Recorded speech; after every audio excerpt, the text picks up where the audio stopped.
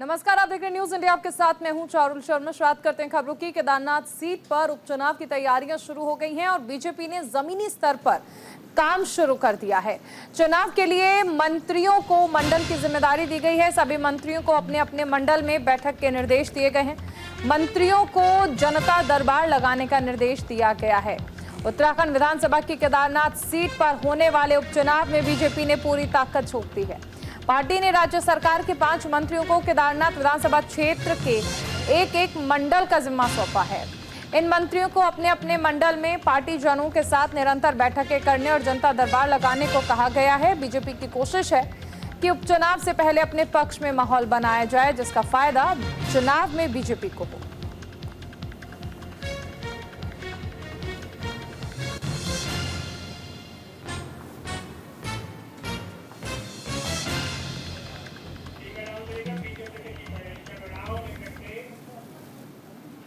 तो उपचुनाव के लिए बीजेपी पूरी तरह से तैयार नजर आ रही है। केदारनाथ सीट पर उपचुनाव की तैयारियां तेज हो गई हैं।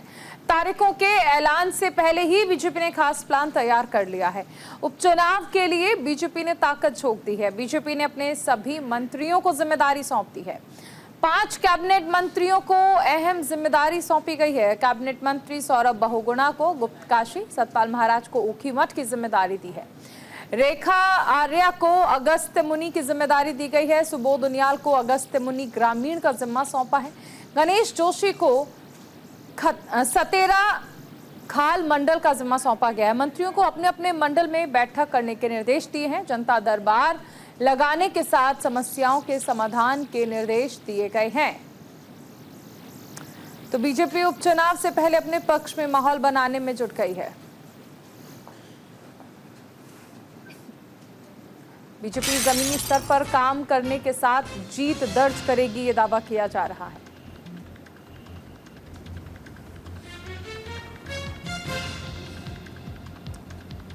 तो देखिए, केदारनाथ सीट पर उपचुनाव की तैयारियां हो रही हैं और ऐसे में बीजेपी ने पूरी ताकत झोंक दी है। 5 मंत्रियों को जिम्मेदारी सौंपी गई है केदारनाथ सीट की। बीजेपी का कांग्रेस से यहां पर सीधा मुकाबला है। चुनाव के लिए मंत्रियों को मंडल की जिम्मेदारी दी गई है। 5 मंडल की जिम्मेदारी जो है वो दी गई है। रेखा आर्या, सौरभ बहुगुणा, गणेश जोशी, सतपाल महाराज। केदारनाथ सीट के लिए बीजेपी ने जान झोंक दी है। तारीखों का ऐलान नहीं हुआ, लेकिन उससे पहले ही बीजेपी तैयारियों में जुट गई है। जाहिर सी बात है, लोकसभा में यहां पर इस सीट पर झटका लगा था। हमारे साथ अनुज अवस्थी जुड़ गए हैं। अनुज, देखिए, फिलहाल ये कहा जा सकता है कि तारीखों का ऐलान नहीं हुआ है, लेकिन बीजेपी कोई कोर कसर छोड़ना नहीं चाहती है केदारनाथ सीट के लिए। बिल्कुल, अभी तक की केदारनाथ उपचुनाव के तारीखों का ऐलान नहीं हुआ है। केदारनाथ की जो विधायक थी शैला नई रावत, उनके निधन के बाद ये सीट खाली हो गई थी और यहाँ पे उपचुनाव होना है। बीजेपी ने अपनी पूरी ताकत झोंक दी है। अपने 5 मंत्रियों को, सरकार ने अपने 5 मंत्रियों को, सौरभ बहुगुणा, गणेश जोशी, रेखा आर्या, सुबोध उनियाल, साथ ही साथ इन तमाम लोगों को जो है वहाँ पे जिम्मेदारी दी है कि ये लोग वहाँ पे जाएंगे और वहाँ पे जनता दरबार लगाएंगे और बीजेपी के पक्ष में माहौल क्रिएट करेंगे। 5 मंत्रियों को ये जिम्मेदारी दी है और बीजेपी लगातार उस सीट को, क्योंकि पहले जो उपचुनाव हुए थे बद्रीनाथ सीट और मंगलौर सीट, उन दोनों सीटों पे जो है बीजेपी को हार का सामना देखना पड़ा था। अब वहीं केदारनाथ सीट क्योंकि बहुत अहम मानी जा रही है बीजेपी के लिहाज से, तो बीजेपी इस सीट पे कब्जा करना चाहती है। तो इस वजह से उन 5 मंत्रियों को वहां पे लगा रखा है। सतपाल महाराज भी वहां पे जनता दरबार लगाएंगे, लोगों की समस्याओं को सुनेंगे, उनको समझेंगे, उनको जानेंगे, उनका हल निकालेंगे। तो बीजेपी ने पूरी तरीके से वहां के जो जिलाध्यक्ष है उनको भी बोला है कि आप जगह जगह जाकर के, जो पन्ना प्रमुख है जा करके जो सदस्यता अभियान है उसको चलाया जाए। साथ ही साथ जो वहाँ के लोग हैं, स्थानीय लोग हैं, उनको उनकी क्या दिक्कतें हैं उनको पूछा जाए, उनकी दिक्कतों को हल किया जाए। ये तमाम चीजें जो है बीजेपी अपनी रणनीति में अपना रही है। तो वहीं विपक्ष का इस बात को लेकर के कहना है कि बीजेपी का क्या हो गया है कि एक सीट में अपने 5 मंत्री उतार दे रही है। क्या बीजेपी अब हार का डर सता रहा है बीजेपी को कि बीजेपी अब अपने 5 मंत्रियों को जो है वहां भेज रही है? का बीजेपी ने विकास किया होता तो ये चीज ना करनी पड़ती। तो इस तरीके की चीजें, तमाम चीजें अनुज, केदारनाथ सीट पर जिस तरह से कांग्रेस के प्रत्याशी को जीत मिली थी और ये माना जा रहा था कि कांग्रेस पर बीजेपी अच्छा प्रदर्शन करेगी, हालांकि ऐसा नहीं हो पाया क्योंकि केदारनाथ में जिस तरह से कार्य करवाए गए थे केंद्र सरकार द्वारा, तब कम से कम ये माना जा रहा था कि ये कम से कम सुरक्षित सीट है। हालांकि यहाँ पर भी बीजेपी को आईना देखना पड़ा। क्या इस लिहाज से, क्या इस डर से बीजेपी अब और ज्यादा अलर्ट होकर चुनावी मैदान में उतर रही है? बिल्कुल, चूंकि उपचुनाव थे चारुल, उपचुनाव में जो है 2 सीटों पे बीजेपी हार गई थी। उसके बाद अब ये बीजेपी के लिए ना की कील बन चुकी है कि ये सीट, केदारनाथ सीट है, वो जीतनी ही जीतनी है। क्योंकि कांग्रेस सरकार, जब हरीश रावत सरकार थी, उस समय पे जब आपदा के बाद की जो स्थिति थी, वो स्थिति ठीक हुई थी। वहाँ के जब आप केदारनाथ के जो आप जनता है, उससे जब आप बात करते हैं तो उनका ये कहना है कि जो विकास करेगा हम उसे वोट देंगे, चाहे कांग्रेस की सरकार हो चाहे बीजेपी की सरकार हो। इससे पहले कांग्रेस से जो विधायक थे वहां पे, उन्होंने भी जो जिस तरीके का विकास कराया था उससे जनता नाखुश नजर आ रही थी। अब जनता को ये चाहिए कि कोई नया उम्मीदवार कैंडिडेट खड़ा हो जिसको हम वोट दे सके और वो हमारे क्षेत्र का विकास कर सके। साथ साथ अभी अगर बात करें, चूंकि बीजेपी की विधायक जीती हुई थी शैला रानी रावत, जिनकी हाल फिलहाल में जो है मृत्यु हो गई थी, इसके बाद ये सीट खाली है और सीट खाली होने के बाद अब बीजेपी अपना पूरा महकमा उस सीट पे लगाने जा रही है कि उस सीट पे किस, अभी तक की ये संशय बना हुआ है उस सीट पे किसको टिकट मिलेगा। टिकट होने के बाद वहां पे बीजेपी का माहौल कैसे क्रिएट होगा, उन तमाम चीजों को लेकर के बीजेपी लगातार बैठकें भी कर रही है और साथ साथ केंद्रीय नेतृत्व से लगा करके और राज्य नेतृत्व का सभी लोग इस चीज पे लगे हो कि केदारनाथ सीट किसी प्रकार से बीजेपी के खेमे में आए। जी चारों। चलिए, शुक्रिया इस तमाम जानकारी के लिए अनुज। आगे बढ़ते हैं। विकास नगर में बहुउद्देशीय शिविर का आयोजन किया गया। राजस्व, कृषि, चिकित्सा समेत कई अधिकारी इस दौरान मौजूद रहे। अधिकारियों ने जनता की फरियाद को सुना, मौके से जनता की समस्याओं का समाधान किया। विकास नगर में आयोजन किया गया था जहां पर जनता की जो समस्याएं हैं उन्हें सुना गया और जनता की समस्याओं को दूर करने के लिए उनका निस्तारण भी किया गया।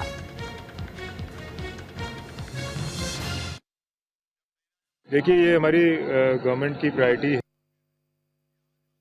है कि हम बहुउद्देशीय शिविर के माध्यम से जो हमारा सरकार जनता के द्वार कार्यक्रम भी चल रहा है एज अ प्रायोरिटी इनिशिएटिव, तो उसमें हम दूर दराज के इलाकों में, सुदूरवर्ती क्षेत्रों में हमारे सरकार की फील्ड में जितनी भी योजनाएं हैं, जितने भी हमारे विभाग काम कर रहे हैं जनमानस के लिए, उनके सभी पब्लिक गुड्स को, सर्विसेज को हम उनके डोर स्टेप्स तक लेके जाएं। वो भले ही हमारे समाज कल्याण की पेंशन्स हों, हमारे रेवेन्यू विभाग के प्रमाण पत्र हों, हमारी कृषि, हॉर्टिकल्चर के यंत्र हों, कीटनाशक दवाइयाँ हों, या हमारा स्वास्थ्य उपचार हो, उनसे रिलेटेड दवाई हो। उत्तराखंड के पूर्व मुख्यमंत्री हरीश रावत ने बीजेपी के राष्ट्रीय अध्यक्ष जेपी नड्डा पर हमला बोला है। जेपी नड्डा ने कांग्रेस के राष्ट्रीय अध्यक्ष मल्लिकार्जुन खड़गे को एक जवाबी पत्र भेजा जिसकी भाषा को लेकर हरीश रावत ने आपत्ति दर्ज की। हरीश रावत ने कहा कि जेपी नड्डा की भाषा शालीन नहीं है। उन्होंने कहा कि नड्डा के पत्र को देखकर लग रहा है कि वो विपक्ष को नीचा दिखाने की कोशिश कर रहे हैं और इसी से पता चलता है कि सत्ताधारी बीजेपी विपक्ष को किस नजर से देखती है। उन्होंने कहा कि कांग्रेस विपक्ष में है और इंडिया गठबंधन में उन्हें नेता के तौर पर स्वीकार किया है, लिहाजा बीजेपी अध्यक्ष जेपी नड्डा को शालीन भाषा में अपनी बात कहनी चाहिए। जी का जो पत्र है, श्री खड़गे जी के जवाब में जो तथाकथित दिया है, उसमें शालीनता का पूरी तरीके से अभाव है।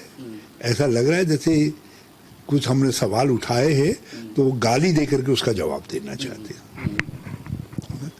और आपने बहुत सारी अनर्गल बातें उसमें मार दी हैं और हमारे नेता के लिए, नेता का चुनाव हमने करना है ना, हमने नेता चुना है, जनता ने हमको इतनी संख्या दी तभी तो वो अपोजिशन के नेता हो पाए और सारे जो हमारा गठबंधन है उसने उनको नेता चुना है। उत्तराखंड के पूर्व मुख्यमंत्री हरीश रावत ने वन नेशन वन इलेक्शन को लेकर मोदी सरकार पर तंज कसा है। हरीश रावत ने कहा कि इससे संघीय ढांचा और क्षेत्रीय राजनीतिक पार्टियां कमजोर होंगी। उन्होंने ये भी कहा कि जब बीजेपी को संसद में बहुमत नहीं है तो फिर इसे कैसे पास करवाएगी, क्योंकि एक राष्ट्र एक चुनाव लागू होने के लिए दर्जन भर से ज्यादा संविधान संशोधन करना होगा।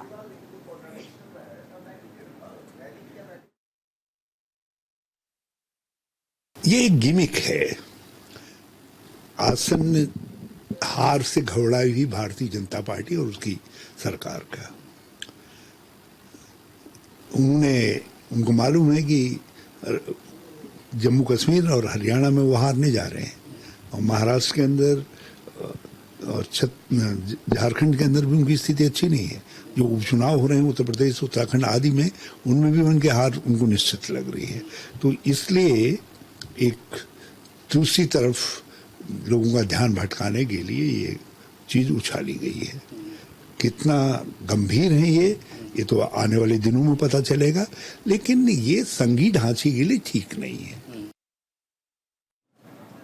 उधर बेरीनाग के मनगढ़ गांव में 9 दिन पहले खड़िया खनन के कारण भूस्खलन होने से 7 घर जमींदोज हो गए और 1 दर्जन मकान खतरे की जद में आ गए। तब से मनगढ़ गांव के आपदा प्रभावित लोग परेशान हैं। आपदा प्रभावित हाल जानने के लिए न्यूज इंडिया की टीम आपदा प्रभावित गांव मनगढ़ पहुंची और आपदा प्रभावित गांव का जायजा लिया। इस दौरान वहां के लोगों ने बताया कि आए दिन आपदा में स्थानीय लोगों को नुकसान होने लगा है और सरकार से मुआवजे की गुहार लगाई गई है। तारीख को हमारे गांव में आपदा आई। आपदा आते ही मैंने तुरंत एक छोटे अपने उनसे लेके बड़े कर्मचारी तक मैंने फोन द्वारा संपर्क किया। उनको मैंने गांव में आने के लिए कहा। गांव में आए, उन्होंने निरीक्षण किया, देखभाल किया, मगर आज तक हमारे जो ये इतने घर बर्बाद हो चुके हैं, उनको कोई ऐसी उन्होंने वो देखे नहीं किए कि उनको आश्वासन ये नहीं दिया कि तुम्हारे लिए व्यवस्था की जाएगी, या उनका कोई ठिकाना नहीं हुआ। ऐसे हमने टेम्परेरी व्यवस्था बना रखी गाँव में। किसी के घर में जानवर बांधे हैं तो किसी के घर में उनके रहने की व्यवस्था बना रखी है। 12 तारीख को हमारे गाँव में आपदा आई। आपदा आते ही मैंने तुरंत एक छोटे, क्या बताएं, हमारे पहले यहाँ कितना बारिश हुई यहाँ, लेकिन कभी कोई चीज नहीं हुआ। ये खड़िया खनन की वजह से हमारा पूरा खेत में पूरा गांव बर्बाद होने वाला, पूरा ही गांव। अभी तो 7 मकान तो टूट गए हैं और 7 मकान टूटने वाले हैं। अभी उनके घर के अंदर नहीं रहना बोला, तुम कहीं गांव में किराए में रहो बोला। गांव में किराए में रह रहे हैं, पहाड़ी इलाका है साहब। हम लोग इसमें सिर्फ रहने के लिए, एक परिवार के रहने के लिए अपने रहने भर का बनाते हैं। अभी हम उस पर कैसे एडजस्ट कर रहे हैं, और कभी भी वो बोल सकते हैं, बोला भाई हमारे घर से आप निकलो, कि हम कहाँ जाएंगे। मेरा मकान अच्छी तरह से ध्वस्त हो चुका है। मेरे अंदर जो भी सामान था वो पूर्ण तरह से दब चुका है। मैं आभूषण सहित, मेरी 92 साल की बुज्जी अब माता जी है, वो तब से उन्होंने खाना पीना छोड़ दिया। अब मैं उनकी अंत्येष्टि भी कहाँ पे करूँ? न मेरे इस गांव में जमीन है और न मेरे पास कोई आय का स्रोत है। मेरे वहाँ पर बाग बगीचा था, उसी से सब्जियां उत्पन्न करके मैं अपनी दरगुजर करता था, अपना भरण पोषण करता था। न मेरे पास अब जमीन है, न मेरे पास अब घर है। बरसाती मौसम के दौरान सड़कों में गड्ढे और दीवार क्षतिग्रस्त होने की समस्या को लेकर नाराज कांग्रेस कार्यकर्ताओं ने लोक निर्माण विभाग यानी पीडब्ल्यूडी के अधिशासी अभियंता कार्यालय परिसर में धरना दिया। अल्मोड़ा विधायक मनोज तिवारी के नेतृत्व में धरने पर बैठे कांग्रेस कार्यकर्ताओं ने सड़कों पर पैचिंग वर्क और गड्ढे न भरने पर विभागीय अधिकारियों के खिलाफ रोष जाहिर किया। विधायक तिवारी ने कहा कि जनता इस खराब सड़कों से परेशान है, अधिकारियों की लापरवाही अब और बर्दाश्त नहीं होगी। कांग्रेस कार्यकर्ताओं ने मांग की है कि सड़कों के हालात का आकलन कर जल्द से जल्द सरकार को रिपोर्ट भेजी जानी चाहिए। अल्मोड़े विधानसभा की, चाहे वो आंतरिक मार्ग हो शहर के, चाहे वो राज्य योजना की मोटर मार्ग हो, चाहे अन्य मोटर मार्ग हो, लगातार उनमें गड्ढे पड़े हुए हैं और दीवारें क्षतिग्रस्त हुई है। तो और विभागीय अधिकारी को बार बार पत्र के माध्यम से मौखिक सूचना दी गई है कि भी इसको तत्काल दुरुस्त किया जाए, और ये जिले का हेडक्वार्टर है, लेकिन अभी तक ना पैचिंग वर्क हुआ है, ना गड्ढे भरे गए हैं। और इसके साथ साथ जो अल्मोड़ा विधानसभा की मोटर मार्ग राज्य योजना के अंतर्गत स्वीकृत है, जिनका सैद्धांतिक प्रशासनिक वित्तीय स्वीकृति आ चुकी है, उनका निर्माण कार्य त्वरित किया जाए, शीघ्र किया जाए। आज आप देख रहे हैं किस तरह से जो हमारा अल्मोड़ा शहर है, अल्मोड़ा विधानसभा से लगा हुआ क्षेत्र है हमारा, और सभी जितने भी हमारी अल्मोड़ा जिले का क्षेत्र है, आज आप अल्मोड़ा की स्थिति आप देखिए तो अल्मोड़ा में जहाँ जहाँ है हर 10-10 मीटर के बाद एक बड़े बड़े गड्ढे बने हुए हैं, और इतने चेताने के बावजूद भी जो है अभी तक जो है विभाग ने जो है कोई कार्रवाई नहीं करी। विधायक जी के नेतृत्व में आज ये आंदोलन का हमने आगाज किया है, और हमारी मांगे हैं कि एक हफ्ते के अंदर जो है रोडें यहाँ की दुरुस्ती की जाए। अगर रोडें अगर दुरुस्त नहीं की जाती हैं तो आने वाले समय में हम हमारी अगर मांगी नहीं मानी जाती है तो आने वाले समय में ऐसे अधिकारियों का हमें मुंह काला करना पड़ेगा, इनकी ऑफिस की तालाबंदी करनी पड़ेगी। ऐसी स्थिति को हमें मजबूर ना करें, ऐसा हमारा मानना है। विकासनगर में भारी भूस्खलन से सड़क पर आया मलबा आने से मुख्य मार्ग बाधित हो गया है। बीते 3 दिनों से राहगीर यहां पर फंसे हुए हैं, रास्ता खोलने का काम किया जा रहा है। खबर विकासनगर से है, जहां चक्राता के हरिपुर मिनस मोटर मार्ग पर भारी भूस्खलन से पिछले 3 दिनों से रास्ता बंद है। दरअसल कालसी से 6 किलोमीटर आगे छिब्रो पावर हाउस से थोड़ा पहले ही 3 दिन पहले एक बड़ा लैंडस्लाइड हुआ। रास्ता बंद होने की वजह से दर्जनों गांवों का संपर्क मुख्य मार्ग से टूट गया। मुख्य रास्ता उत्तराखंड और हिमाचल दोनों प्रदेशों के सीमावर्ती क्षेत्रों को भी जोड़ता है। बताया जा रहा है कि बारिश रुक चुकी है, लेकिन यहाँ लगातार भूस्खलन जारी है। पिछले 3 दिनों से पीडब्ल्यूडी विभाग लगातार रास्ता खोलने का प्रयास कर रहा है, जिसमें आज विभाग को कुछ सफलता जरूर हाथ लगी है, जिसके बाद बड़ी मुश्किल से थोड़ा रास्ता खुलने के बाद आवाजाही सुचारू तरीके से शुरू हुई। हालांकि अभी भी यहाँ से गुजरने में डर लग रहा है। तस्वीरों में देखा जा सकता है पहाड़ से बड़े बड़े पत्थर गिर रहे हैं। कार्यक्रम के लिए तो सबसे पहले बिहार सरकार के मुख्यमंत्री माननीय नीतीश कुमार जी को कोटि कोटि बधाई देंगे, क्योंकि भूमि सर्वेक्षण नहीं होने के कारण जो त्रुटियां आ रही थी, जो जमीन बरोकर जो किसान का जमीन हड़प रहे थे और आज भी हड़पा जा रहा है, वो दूर हो जाएगी। इससे किसान को जमीन सुरक्षित भी होगा, और जो घटना घटता है झगड़ा का, लड़ाई झगड़ा मारपीट, वो सब दूर होगा, और जमीन बरोकर का छुट्टी हो जाएगा। आज कितने संख्या में लोग आए थे यहाँ? लगभग 2000 की संख्या में किसान आए थे, और बहुत बारीकी से DCLR साहब समझाए।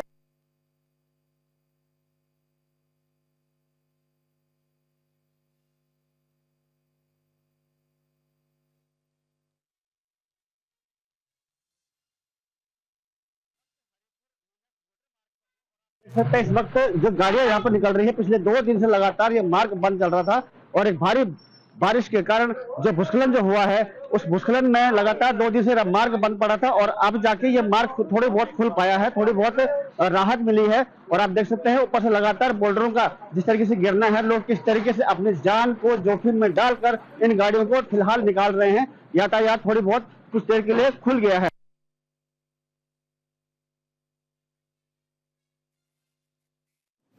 लक्सर में सड़क निर्माण की मांग बढ़ गई है। सड़क निर्माण के साथ नाली के निर्माण की मांग बढ़ गई है। स्थानीय लोगों ने SDM से मांग की है। सड़क निर्माण को लेकर दरअसल धांधली का आरोप यहां पर लगा था। लक्सर के 8 संत कॉलोनी में नगर पालिका ने हाल में एक CC सड़क का निर्माण कराया था। इस सड़क के निर्माण को लेकर स्थानीय निवासियों का आरोप है कि सड़क निर्माण में धांधली की जा रही है। साथ ही सड़क किनारे नालियों का भी निर्माण कराया जा रहा है। नालियों के निर्माण ना होने से उनके घरों के अंदर गंदा पानी घुस गया, जिसे लेकर संत कॉलोनी की दर्जन भर महिलाएं आज SDM के दरबार पहुंची।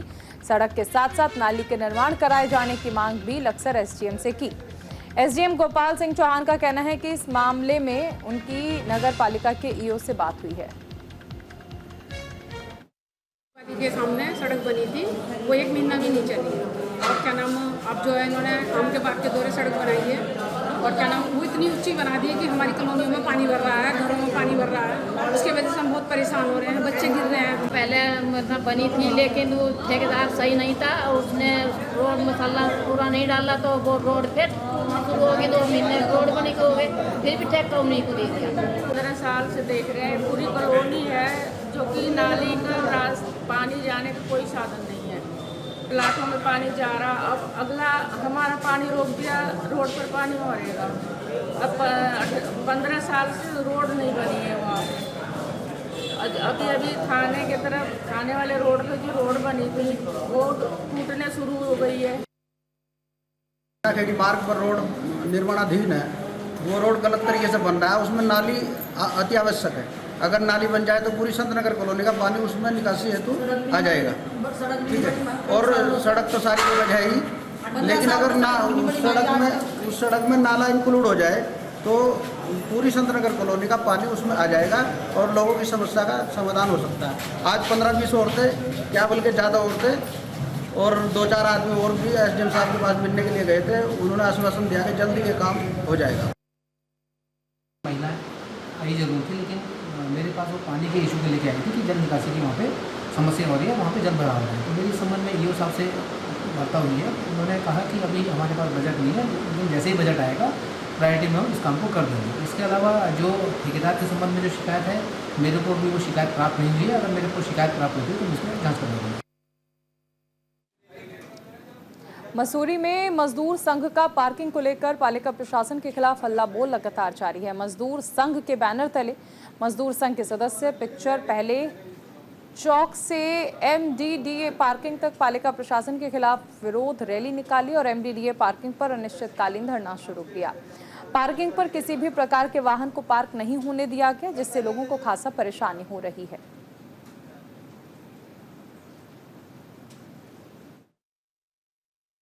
जी, हमने 28/8/2024 को जो धरना वहाँ पे दिया था शहीद स्थल पे, तो हमारी 3 मांगे थी। एक तो हमारा पार्किंग का था, पार्किंग जो गलत तरीके से व्यक्तिगत दी गई उसके विषय में था। दूसरा हमारा सिपन कोर्ट से जो लोग बेघर हुए उन लोगों को अभी तक अस्थायी आवास नहीं मिले। और तीसरी हमारी जो मांग थी ई रिक्शा की थी। लेकिन जो पार्किंग के उस पर हमें एक नोटिस दिया जाता है, वहाँ पे हमसे धरना स्थगित किया जाता है। यो पालिका द्वारा, यो पालिका प्रतिनिधि आता है और हमारा धरना स्थगित करता है कि आपको 1 हफ्ते में खाली करके दे देंगे। हरिद्वार के अस्पताल में हंगामा हो गया। शराब के नशे में डॉक्टर ने यहां पर अश्लीलता की। एम्बुलेंस ड्राइवर के साथ अश्लीलता की है। सीएमओ आर के शर्मा ने आरोपी डॉक्टर को सस्पेंड किया है। हरिद्वार के जिला अस्पताल में इमरजेंसी में तैनात डॉक्टर ने शराब के नशे में एम्बुलेंस ड्राइवर के साथ अश्लीलता की तो हंगामा हो गया। सुबह के वक्त इमरजेंसी से मरीज को ले जाने को लेकर डॉक्टर गोपाल गुप्ता ने 108 एम्बुलेंस ड्राइवर के साथ पहले अश्लीलता की, फिर मारपीट शुरू कर दी। इसके बाद डॉक्टर ने एम्बुलेंस का शीशा तोड़ दिया, जिससे गुस्साए एम्बुलेंस ड्राइवर्स ने अस्पताल परिसर में हंगामा किया। सूचना पाकर सीएमओ आर के शर्मा भी मौके पर पहुंचे। कार्रवाई करते हुए आरोपी डॉक्टर गोपाल गुप्ता को सस्पेंड कर दिया। घटना के दौरान कई वीडियो भी सामने आए हैं, जिसमें डॉक्टर गोपाल गुप्ता लोगों और पुलिसकर्मियों के साथ गाली गलौज करते हुए धमकी देते हुए नजर आते हैं। कहा कि भाई ठीक है, अब इसमें जब ऐसी बात है तो फिर आप भाई पुलिस की मदद लीजिए, है ना। अब उसमें हम तो क्या ही कहेंगे। तो फिर उसके बाद हाँ, उन्होंने पुलिस को लिख के दिया और प्रतिलिपि हमें भी की। फिर सीएमओ सर भी आ गए। तो इसमें यही है कि हाँ, अभी तो फ़िलहाल ऐसा कि कुछ ऐसा है कि कुछ 3 दिन का हम उनको नोटिस देंगे और नियमानुसार आगे फिर उसके कार्रवाई की जाएगी। अब ये तो खैर ठीक है, आरोप लगा, लेकिन मैं उस चीज़ को साबित करके तो नहीं कह सकता, क्योंकि ऐसा कोई चेकअप तो हमने नहीं किया या ऐसी कोई पुलिस ने कोई वो कार्रवाई तो नहीं की। लेकिन हाँ, व्यवहार तो मतलब हाँ, उसको गलत ही प्रतीत हो ही रहा है। शिमला में लक्सर पहुंच गया है मस्जिद विवाद। लक्सर में मस्जिद के अवैध निर्माण का विरोध हो गया है।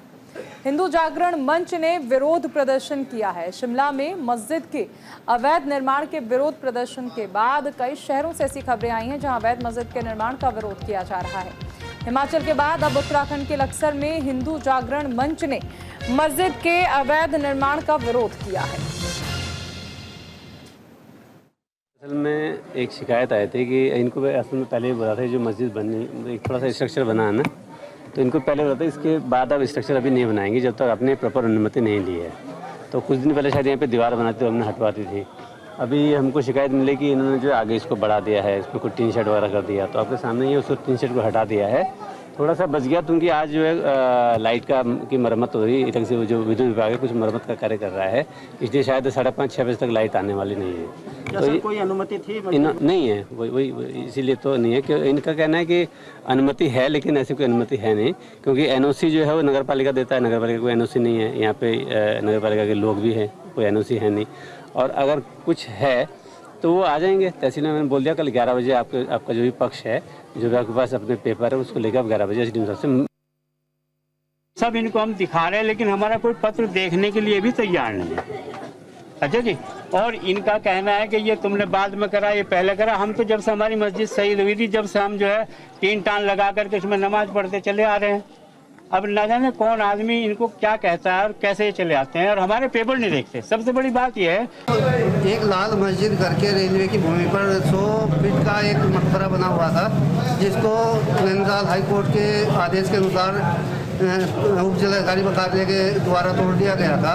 उसके एवज में वो लोग जो विधर्मी लोग हैं दूसरी जगह मस्जिद का निर्माण करना चाह रहे हैं उस समय से ही, लेकिन हम लोग उसका विरोध करते हैं, क्योंकि वो भूमि रेलवे की भूमि थी, रेलवे की संपत्ति थी। रेलवे ने अपने अधिकारों क्षेत्र में आकर उसको तुड़वा दिया गया था। तो इसी के साथ इस बुलेटिन में फिलहाल इतना ही। आप बने रहिए न्यूज़ इंडिया के साथ। नमस्कार।